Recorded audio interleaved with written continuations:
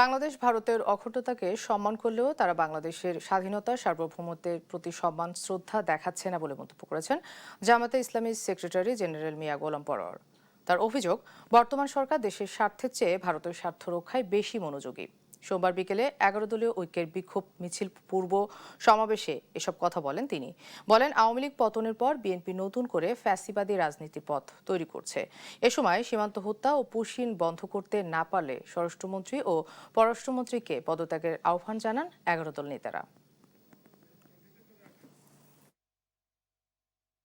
কাঁটাতারের বেড়ায় পুশিন হত্যা, border killing, আমাদের পানি সমস্যা নিয়ে আমাদের প্রতি আপনারা আগ্রাসী আচরণ করেছেন সব সময়ে। কিন্তু এবার দেখতে পাচ্ছি পশ্চিমবঙ্গে বিজেপির শুভেন্দু